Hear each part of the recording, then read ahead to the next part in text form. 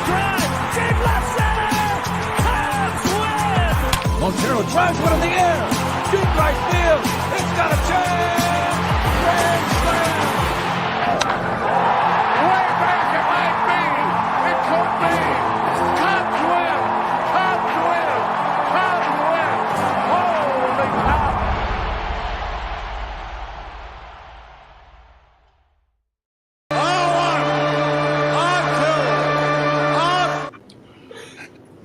The Dingers podcast is on the air. I'm your host, Mitch. I'm here with Ian, Jake, and Jeff. And sadly, I have been enjoying the MLB playoffs, even though the Cubs have not been in it. How are you guys doing tonight? I think Jake, that sums it up. How are you doing? You're looking pretty down over there. Me? Yeah. You know, Mitch, we watched Inside Out 2 tonight, and let me tell you, their depiction of anxiety really hit home. Yeah. There's a panic attack in the movie, and accurate, very accurate. So I think I'm just kind of mentally recouping from that. Great movie, great ending, but whoa. Pixar. They do it again. Every time. It might be No, it is Pixar. It is Pixar. Yeah, it's Pixar, yeah. Yeah, I was right. So let's go. Yeah. You should know. You know. You got the kids. You know. Yeah, I've seen it. It's good. It's good flick. I mean, yeah, like very hockey centric. Yeah, very sports centric. And you know what? Anxiety with sports. We're gonna be talking about that tonight, folks. Yeah. I mean, like I said, I've enjoyed the baseball playoffs. I think yesterday's Phillies-Mets game was probably one of the best games besides Game 7 of the World Series in 2016 I've watched. That back and forth, and the whole time watching it, I can't help but think is the Cubs should be the Phillies. Yep. The Cubs Absolutely. should have Bryce Harper as their star. They should not have let Schwarber walk. They could even have re-signed Castellanos, and with the Cubs' current rotation, they could hold up and be in the playoffs. That could be them. And the whole time watching the Phillies, you're like, that should be us. That should be us. But again, we end up with the same record as last year and have a failure of a year. And again, out of the playoffs. And where do we go? Where do we go from here, Ian? Where do we go? We haven't heard from you for a while. You haven't been on the podcast, so I want to jump right to what Ian has to say because I'm excited to hear what you have to say in your rant. Where don't we go? I mean, you throw a dart at a dartboard and try to figure it out. I mean, you know, I'm struck with the, you know, where did it all go wrong kind of thing. And at the start of the season, I distinctly remember every single one of us saying, win the games in your division. Win the games in your division. And that's something this Cubs team just couldn't really seem to figure out how to do consistently. And then, you know, even just with the sliver of hope that this team took into like mid-September in that Rockies series of like, maybe it was that 9-5 loss on, I think, yeah, it was Friday the 13th. That's why I remember it being so odd. It was that 9-5 loss where I was like, this team is nowhere close. This isn't, and maybe it's hyperbole to say we're nowhere close because I feel like maybe it's just a few pieces still, but like I feel like I'm living in Groundhog Day saying it's a few pieces for the last few off seasons. Yeah. And the conversation is the same next year. Win the games in your division. Well, that just got a little harder because of a managerial hire the Reds just made. They, on a personnel level on the field, may not be much different, but they're going to be a heck of a lot better managed than they were this past year. So, Yep. You know, it's like, where do you go? Well, you have to make moves. You have to spend some money now. Now, Jed, your hand is forced because the talent you have has just reproduced, and you know Yeah, same record as last year. People are going to be like, oh, so there's no difference between Ross and Craig. I mean, everybody was injured on this team this year. Like, just massive amounts of injuries this year. And I think Craig went with that. So, Jed's hand is forced. You have to pay. You got to pay up. You got to make some moves. Yeah, this is his last year of his contract, so he's got to do something to get extended. You would think. Or he won't, because he's afraid of signing another Hayward type contract, and then that's the nail in the coffin for him. I could see how somebody would be gun shy after a couple of, big fat mistakes. The bright spot that he has done was like Shota. Yeah. Games that Shota started, we went 23-6. If we could get one more pitcher. Yeah. One more pitcher, and I'm on the table of shit, man. One more impact bat. Right. Like, seriously, like. I mean, if they're going to run the same defensive lineup out there, which is basically your offense, then we're going to have a pitching staff like the 90s Braves. That's a great callback. I'm serious. I mean, he's been listening to Morgan Wallen 98 Brave song over and over. Wait, that's a song? Anyway, they made it through the World Series against the Twins, and they had Sid Bream at first base. I run faster than Sid Bream.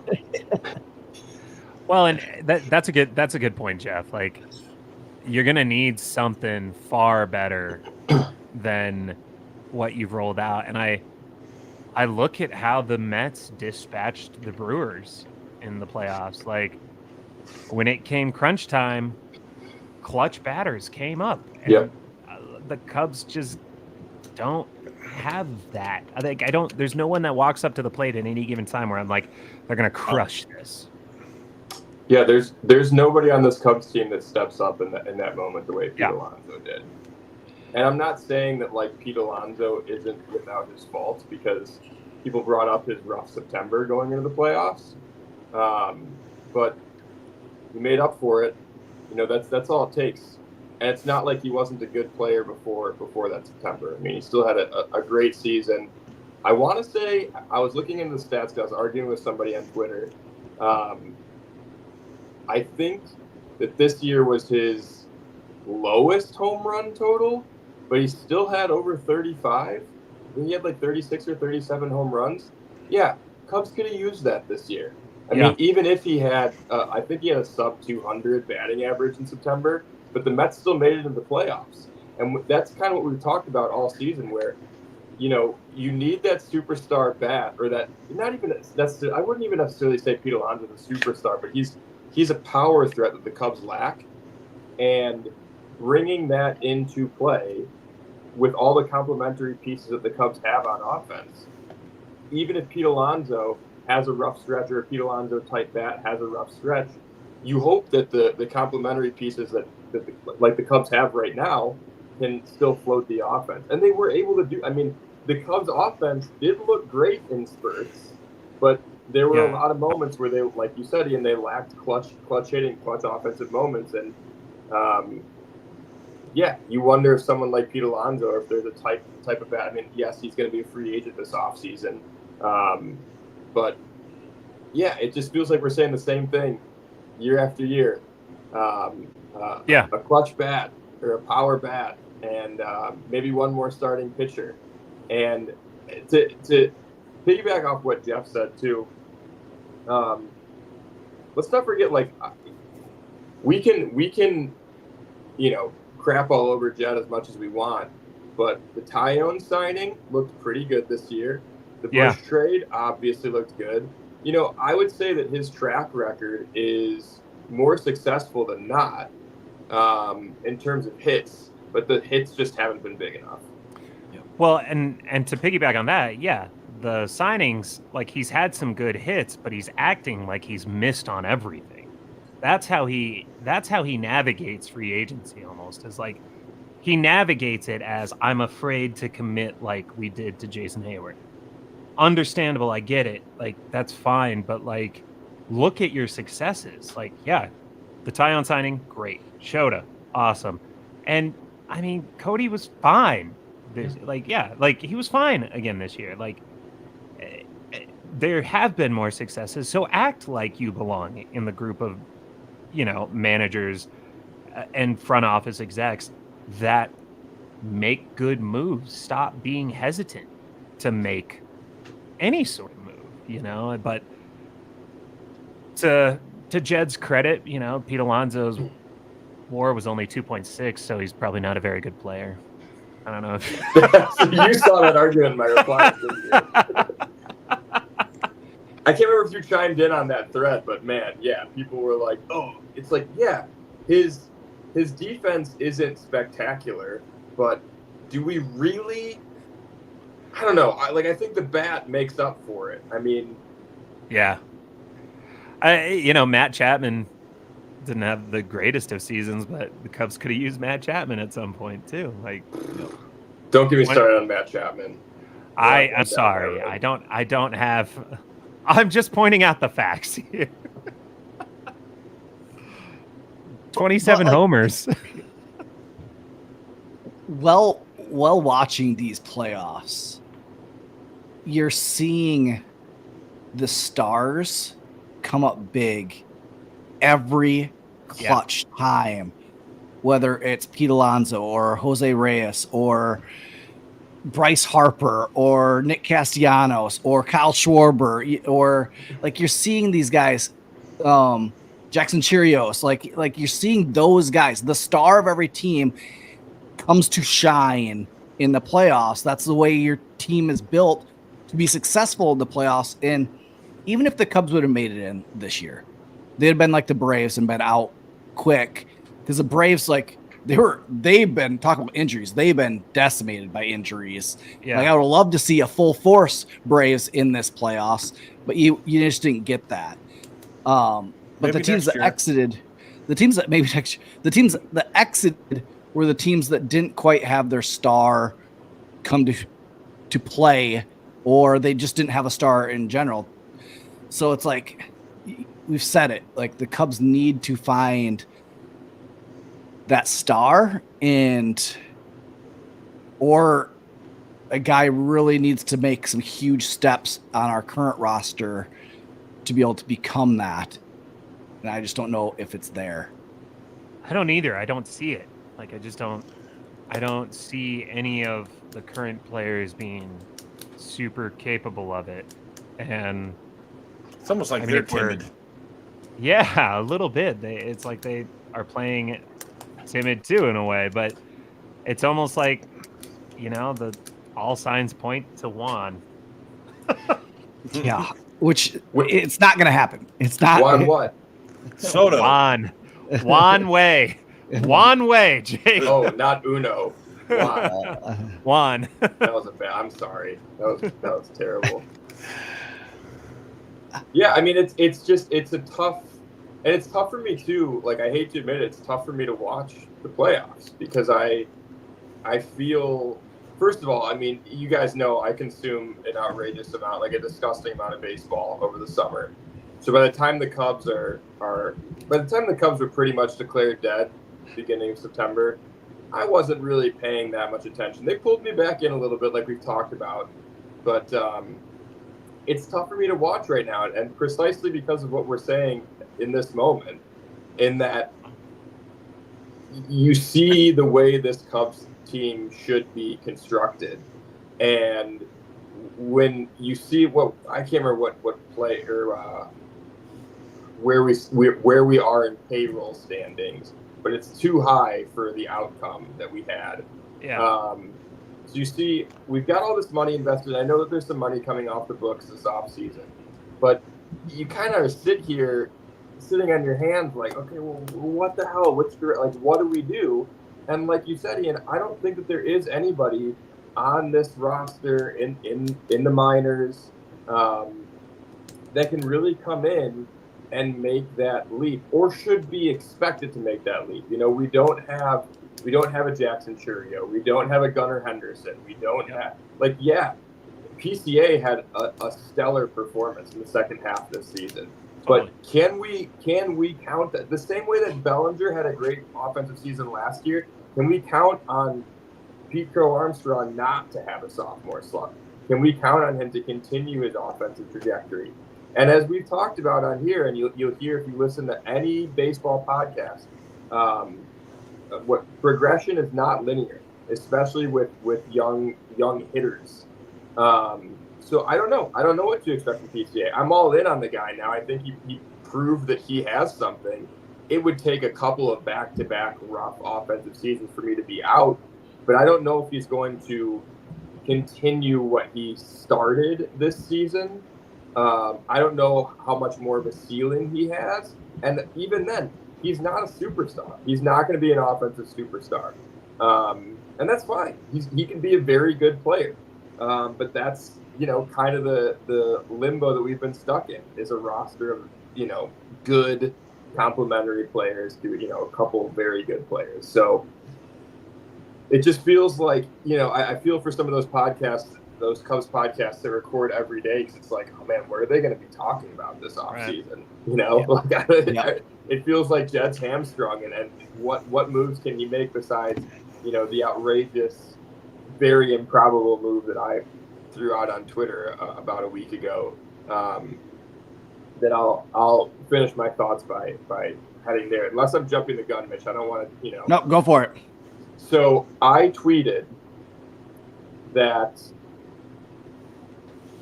it's been talked about that Vladimir Guerrero Jr. is on the trade market. I believe he was on the trade block at the deadline. I can't remember if I read that the Cubs were involved. I think there were kind of rumors out there. But my idea was Michael Busch, and it would probably have to be Nico, are the frontline pieces in a trade to acquire Vladdy. And in addition to that, you pony up the money and sign Pete Alonso. And that gives you a bona fide star in Vladdy and a very, very good, almost star. I mean, obviously everybody knows who Pete Alonso is. I don't know if he's a star caliber player necessarily, but obviously he fills that need for pop. Now, the one thing that I brought up that people on Twitter, I think there's one person in particular, did not like, is that you put Vladdy at third base. And he had like 100 innings at third base this year, and his outs above average was 1.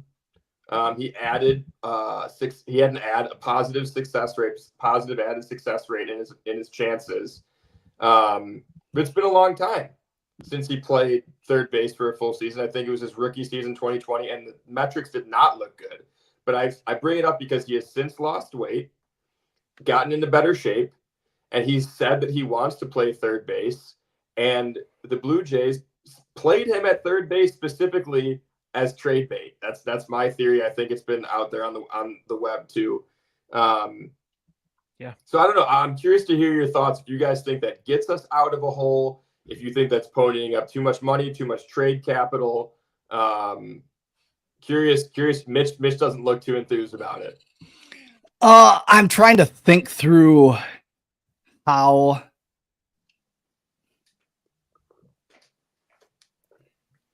Yeah, I mean, I love having power at both first and third. Like having guys that can hit a bomb at any time and get you back in a game or win you a game, which the Cubs haven't had, is huge. Just the run production and the slug that you would get out of those two. Yeah,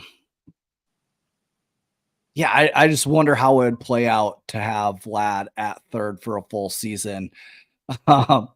You go from having Nick Madrigal, the smallest third baseman, to Vlad, one of the biggest third basemen, is kind of funny. I don't know.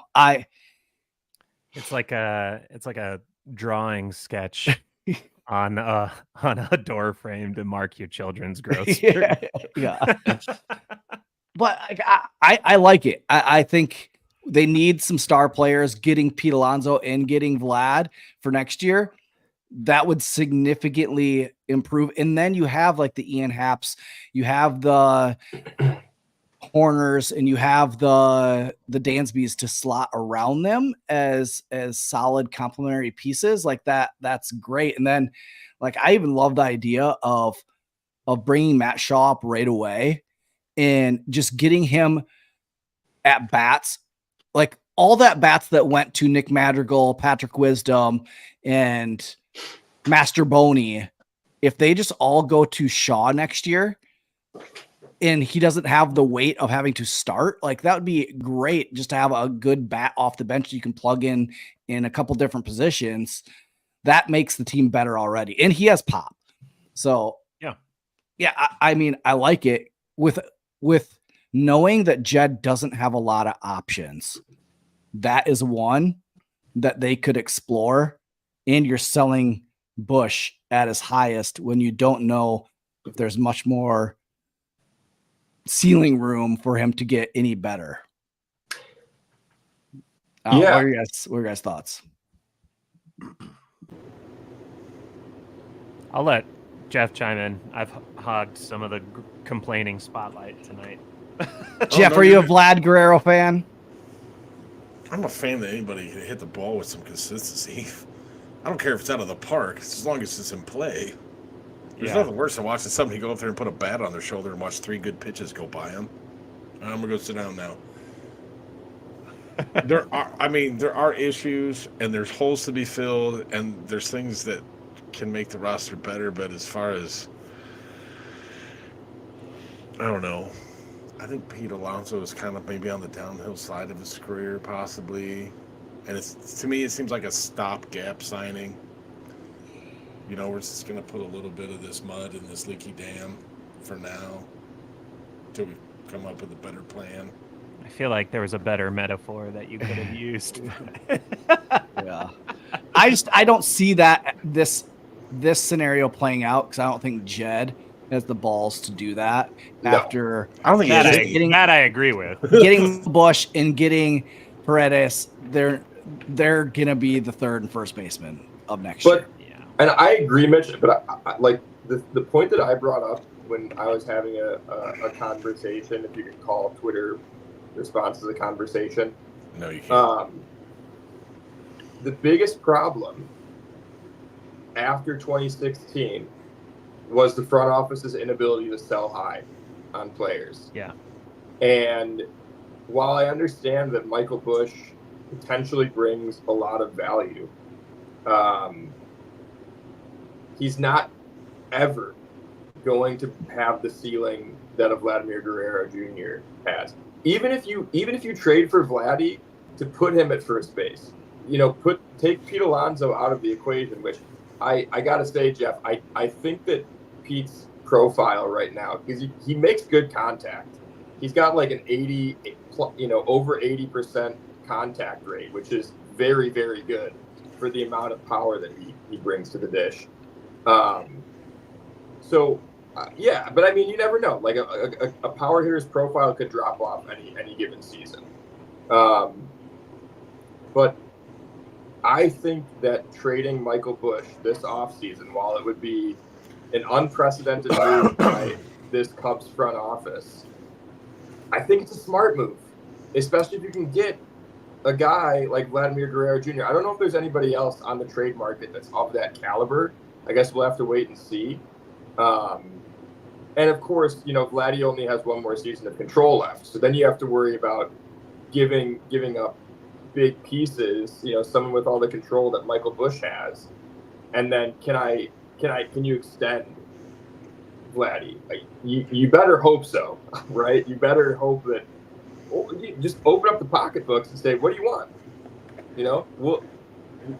You pretend this is your free agent year. What do you want? Let's start with your number and go from there. Because the Cubs have that money, and they should be spending that money on a guy like him. Yeah. And then, for whatever it's worth, Mitch, if there's anybody listening that disagrees with the idea of bringing Shaw up to start at second at the beginning of the 2025 season, which I'm okay with. I could totally see them slow playing it a little bit too, and giving him a little bit more time in AAA. But if anybody feels not great about that, Tyro Strada is an impending free agent. He had a really rough offensive season in San Francisco after a couple really good ones. So I don't know. Maybe the Cubs hitting infrastructure can figure something out there. See, what's different. Was there a swing change? Was there a change in the approach that he needs to go back to? But I bring up Estrada because he was 5th in outs above average, just behind Nico. This according to Baseball Savant. So Nico was 10 outs above average. Pyro was 9. And Estrada is also, they're similar profiles. Estrada has a little bit more pop when he's on, but they're both speed threats. So, that's a classic, who's the veteran second baseman that the Cubs are going to sign this offseason. But I will say, while I'm not sky high on Estrada by any means, I do think that he brings more to the table than a Daniel Descalso or an Eric Sogard. Yeah. Well, I think what's interesting there too, Jake, is you call out, the hitting infrastructure, which is going to be different this year. Yep.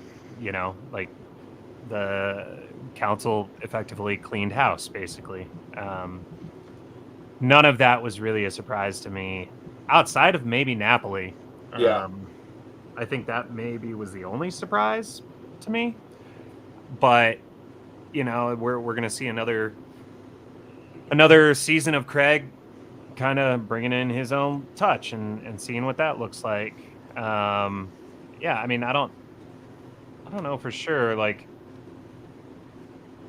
how this is going to shake out, but moves have to be made, and whatever the move is, the worst thing that Jed could do is stand pat, because as Jeff pointed out, you're in the last year of your contract. Dude, make a move. It doesn't matter if it's good or bad at this point. Whatever you're doing isn't working regardless.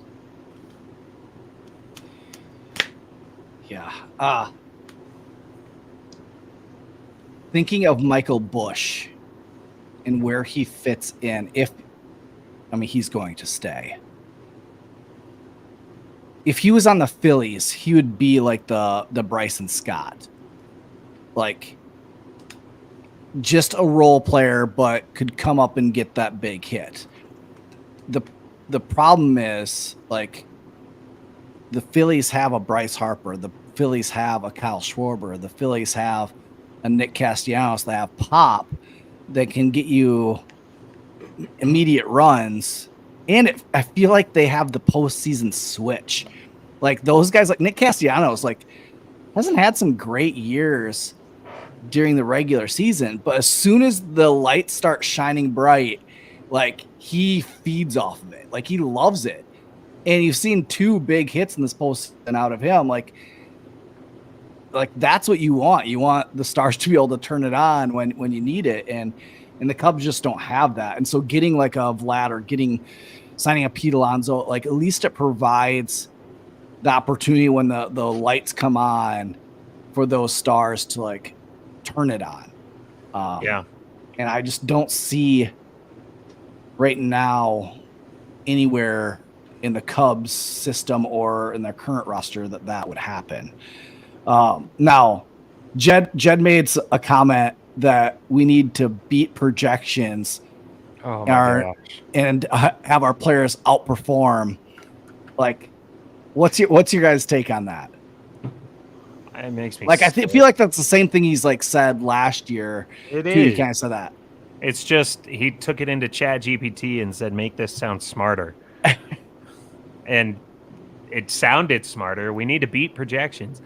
Good, man. Yeah, definitely. That would have been a good start to just the roster itself, but unfortunately, that didn't happen. The thing is, the Phillies didn't need to outperform projections. They were projected to make the playoffs, and they made the playoffs. The Cubs were projected to get the record that they got, and that's what they got. Well, that's exactly it, Mitch. The Cubs need to. Every team going into the season says to them. Every front office says we need to beat our projections. Right. Every team is saying that. The problem is the Cubs' projection was middling. The projection going into the season has to be higher. So it's not Right. that we need to beat projections. We need to raise the floor of the projections and then beat the projection. Yes, you raise the floor of it because you can't account for the things that are going to go wrong inevitably, like injury, for example. You can't account for injury. You can't account. So raise the floor of your projections. Maybe it's from 83 wins to 90 wins. Like that should be enough. You should be able to get that in free agency somehow. Somehow you should be able to get that. Yeah. And maybe that's enough to get you into the postseason. Maybe. Yeah, I mean, starting with beating projections, yeah, like you said, Jake, every team is saying that.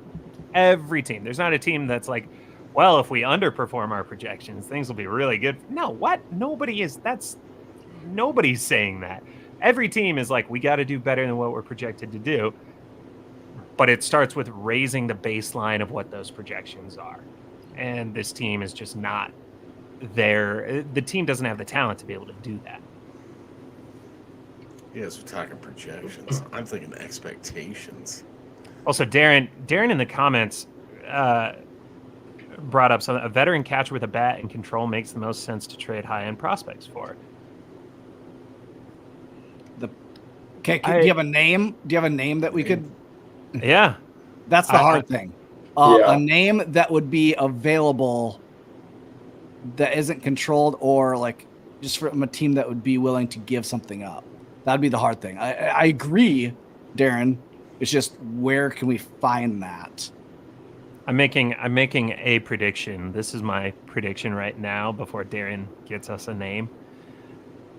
The newest rotation piece is going to be Corbin Burns.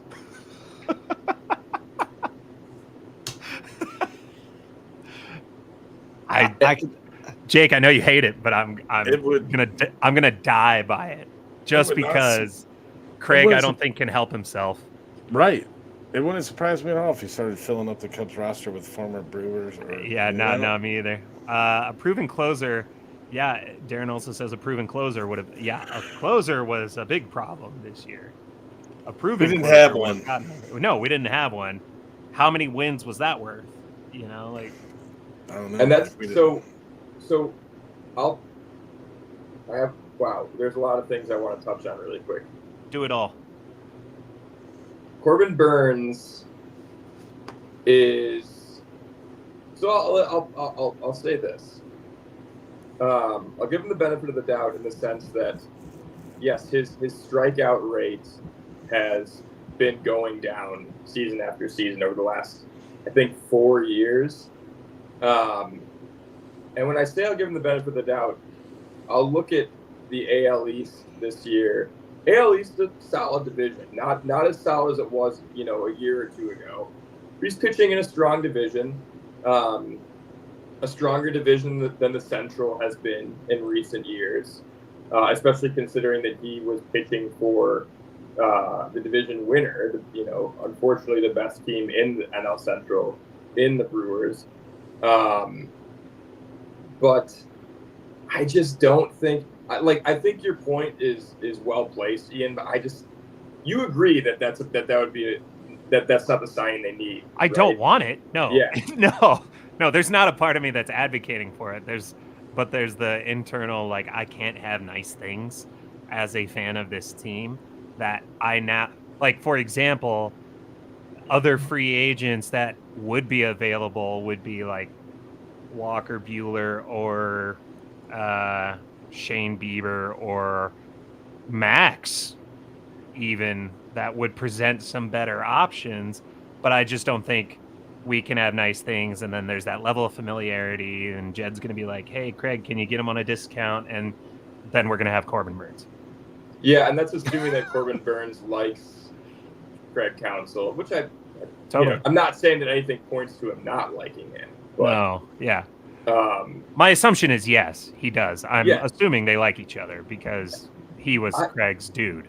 Something like thinking about players stepping up in clutch moments, going back to what we were talking about earlier, there's something about that makes me want Max Fried over 100%. Burns. Though it feels, and I don't know off the top of my head, but it feels like Fried has dealt with more injury issues in the past. So, that's a potential risk. But yeah, I mean, What about getting Tyler Holton from the Tigers, their closer? their closer, Well, he's they've been weird because Foley's been the best. Foley and Holton have been kind of back and forth. He's been pretty solid this year. Hang on a second, because I'm looking at catchers. I'm thinking about relievers. We got a lot to juggle here. I don't know, guys. I thought Hector did fantastic this year for. Hey, I'm lying. Didn't he make the playoffs? Didn't he go to Houston? He did. He got ousted. He is home right now. Hey, he played the playoffs. I should have shared a TikTok with you fellas last week. I saw of all the former Cubs players that are in the postseason right now. Shut up. Done. Even Zach McKinstry. And you know how many? You know he had an air too. Yeah, you know how many players are in the playoffs that should have been Cubs? That list is even longer. I'll give you the first one. His name is Bryce Harper. Maybe you've heard of him. Didn't he play baseball with Chris Bryant? Yeah, they were buddies. Kids? Yeah, he had a each dog. other. He has a dog, or had a dog named Wrigley, right? Guys, I'm all in on Porter Hodge. Yeah, I am too. I like Porter Hodge. Yeah, but I think they need some guys. One more. I like actually our bullpen going forward. Some guys stepped up. If we could add one more and get Elsley and get all the Merriweather back from injury, get all those guys back from injury, I'm pretty confident that our bullpen is going to be solid. I would add one more high leverage guy in there, and that's why I said Holton. Clay Holmes is going to be a free agent, and I know if there's anybody that's watched any Yankees baseball or followed Clay Holmes this season, they'll be like, "No, God, he's blown so many saves." He blew a lot of saves because he gives up contact. He's got, and you kind of wonder then if Hottovy can fix that. Yeah, take advantage of his repertoire and change the way that he's attacking. Why do you guys want one more high leverage guy? I mean, are you guys looking for a trade piece next year? Because we had 23 blowing saves this year. That's why. Clay Holmes might have had that many on his own, it feels like. 23 blown saves. That's almost 23 wins. I'll say this. So I'm going to shout out my students, Max. He's a diehard Yankee fan. And he, a month ago, told me that the Cubs need to sign Clay Holmes, that he has been absolutely filthy and has been getting beat on soft contact. Yep. And that's why he's like, it's because the Yankees defense has been garbage, not necessarily that Clay Holmes hasn't been pitching well. He said he should go. The Cubs should sign them for your late inning, either closer or 8-inning guy, get Clay Holmes. So I'm gonna shout out Max there because Max, great take, Max. Nice Max job, knows Max. ball. Dude, we talk ball all the time. Max is awesome. So he's loving the Yankees. He was yesterday. He's not loving this score. 4-1. I hope Max has a phenomenal postseason ride. I do too. It's been 8 years since we've had that. 8 years. And I'll throw out this name, Brent Rooker. Are you or is it just another A's flash in the pan? One guy is good on the team. I don't know. Mason. I've heard that name thrown around, so I wanted to hear what you guys' thought. Mason. Yeah, if you're gonna get an A, get. I think that Rooker just adds to the log jam in outfield and DH. Yep. And he's 30. are going to be 30. So, like, while I think what he did this season, considering that he did it for half of last season too, and maybe just pitchers caught up or whatever. Yeah, I back believe- 30 I home believe runs, in the 39 back. home runs in back-to-back years. That's pretty good. I just the defensive fit. I just think that like you'd have to trade like Seiya or Happ and free up an outfield spot. Then I guess it's assuming Bellinger opts in, but even then, like, you know, Cubs fans are banging the table for Owen Casey to be called up, and in all likelihood, Casey's going to be the DH. Yep. So then, where does someone like Rooker fit in? Rooker is a great looking bat right now, and I think the A's would be the one thing that I've seen people bring up is the A's should hang on to Rooker so that when they unfortunately make the move to Sacramento, fans have a reason to come watch their team. And I would argue that Lawrence Butler will be a good reason, and Langoliers and their other kind of catcher first base I'm forgetting. They've got guys. They've got some interesting pieces that'll bring fans, but I don't know. I don't know if Rooker will be moved, and if he is, I don't think it makes sense for the Cubs. I'm still like daydreaming over pitchers over here. I mean, throw some names out. I mean, obviously, you know, Mason Miller was talked about all season, but well, you know, I'm looking at players that, you know, because we're talking about Jed being gun shy, it's like, all right, like, you know, I think Max because of potential injury history, like, and I think you're right. Like, I feel like Max has been on injured, you know, the IL a lot over just the past couple years. So, like, maybe there's a prove it sort of situation there. You know, I wouldn't be totally opposed to Walker Buehler as an option. I mean, if you're looking at having to replace a rotation spot because of Kyle. Like, yeah, like that's a no-brainer. Like, And you're it is, replacing. if you aren't, then you're asking Jordan Wicks to really step up and make another huge step. And Totally. I don't see it. Not yet. I mean, I like Jordan Wicks, but it's can you Okay. trust? Hank in the that. comments says go get Tanner Scott. I don't hate that.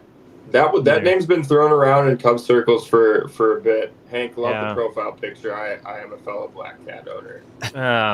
I do like that. God.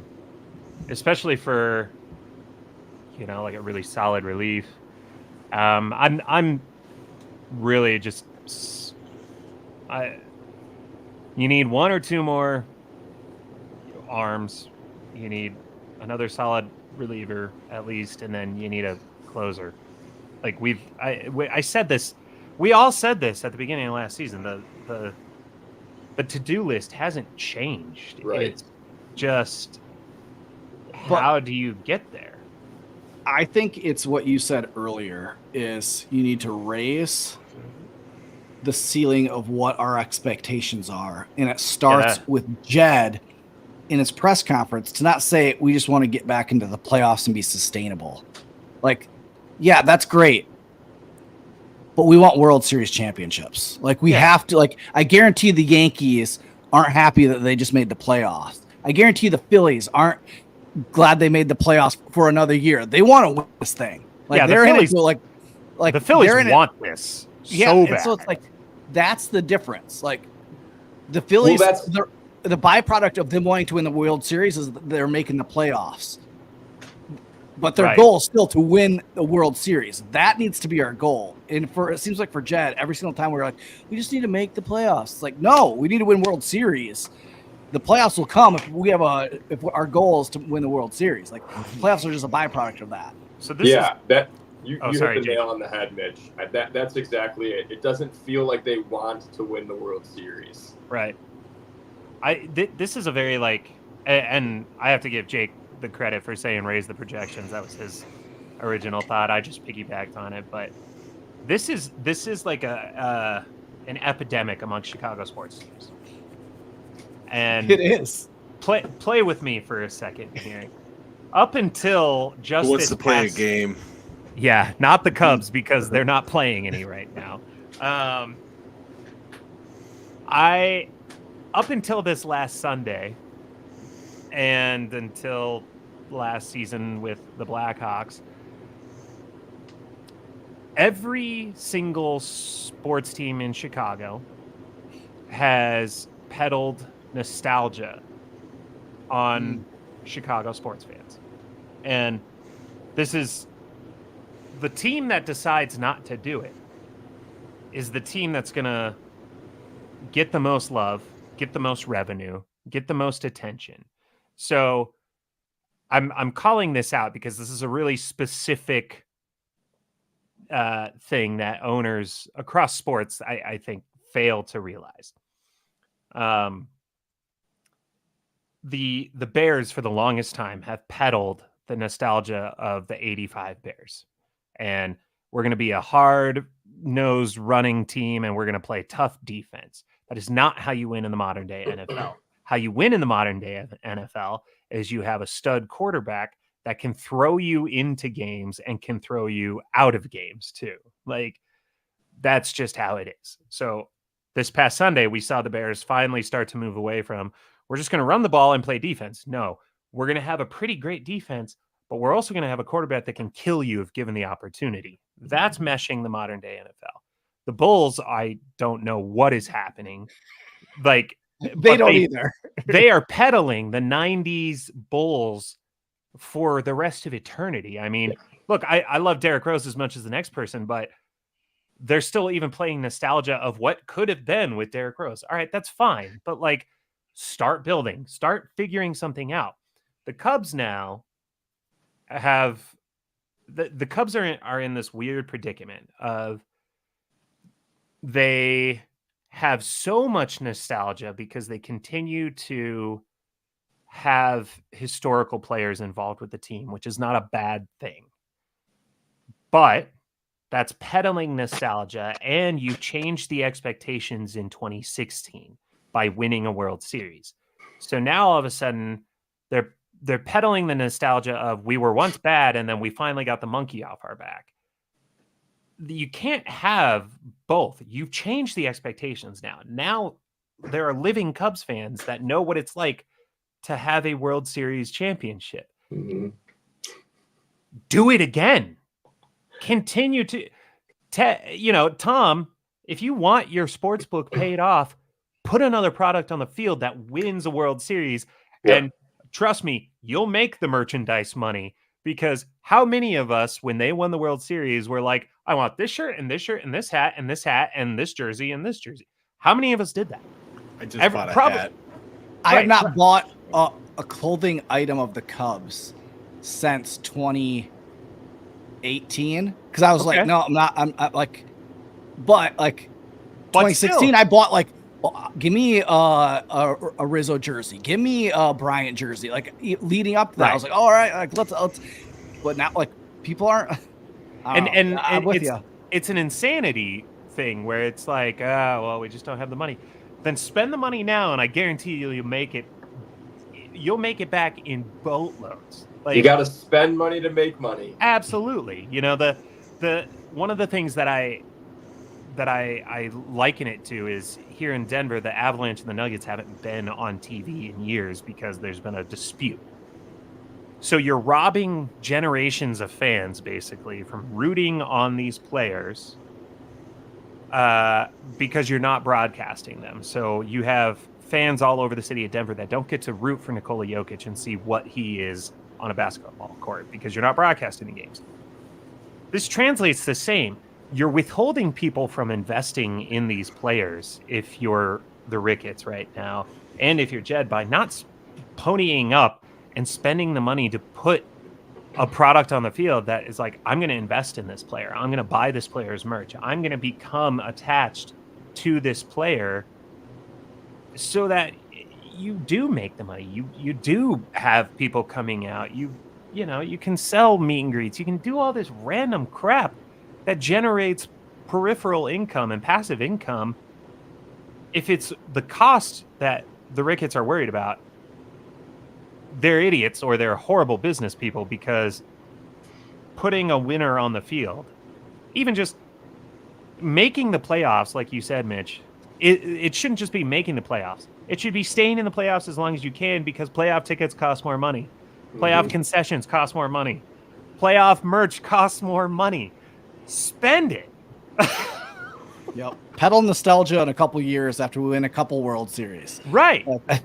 Like, look, had we won in 2017, 2018, one of the other years, the conversation is probably a little bit different right now, because it's like, all right, well, we won 8 years ago, then we won 5 years ago. Or we won, in 2020, maybe, yeah, it's a Mickey Mouse ring, but maybe the conversation is just a little different. Totally. But spend the money now. Stop with the cheapness. You're not fooling anyone. You're buying out the rooftops around Wrigley. We know you got the money to do that. I mean, you look at the teams like the Padres. Like they've spent a ton of money and failed a couple years and still went out and spent money. Yes. And now look what it paid off. Like, it took them a couple years. And they're dealing prospects and still finding ways to reload. And that's the other thing too. Like, going back to trades, we can get hung up over prospects, but look how many prospects don't pan out. Right. Well, even a lot of those that they traded away haven't panned out for the other teams that got them. And well, so and they've won deals. And that's the thing is, like, we're sitting here and, like, Cubs fans are so protective of our prospects and the farm system. And it's like, Jake and I think had this conversation on an episode earlier in the season where it's like, are we really sure that our farm system is this good? Like, because I don't see it the same way as what everyone else does. Who cares? Figure out a way to put a product on the field that makes people reinvest, because outside of an acquaintanceship I have with a current member of this team, I'm not invested in any of these players outside of maybe Shota, and that's just because Shota is awesome and does cool things. Because he performed. Right. And he's fun and he's got personality, and that I'm willing to invest in that kind of a player. And if it wasn't for me, having a relationship with another player on this team, like, I'm not invested in any of them at this point. We were all invested in Javi, KB, and Rizzo, and we were invested in Lester. We're all invested in Kyle, but, like, that time's done. The nostalgia's gone. Like, he is the last remaining member of that team. It's time to turn the page and figure out how to put, quote unquote, the next great Cubs team together to get us back to then get in the playoffs and stay in the playoffs. No, I think that is rant over. I'm sorry. No, I think that is extremely well said and needed to be said. And it's perfect. It's where I think where we're all at as Cubs fans is right there. And so you said what needed to be said. So I don't even have anything more to say. Like, that was it. I need you to cut that whole video segment. We'll send it to the front office, and maybe I'll get a job with the front office. There you go. There you go. Like, guys, I don't know if you know how this works, but this is how it does work. I just have one question. Yeah. Somebody jogged my memory. Uh-oh. What happened to Nick Madrigal? Where'd he go? He went to the minors, and then he got hurt. Yeah, he got hurt. He fractured his hand or something. What, like fill in the ice bucket, or? No. He was trying to climb up on the top shelf. Oh, geez. I think he went. He went to Iowa. I think he was detasseling corn, and wrist injury of pulling the pulling the tassels. Yep.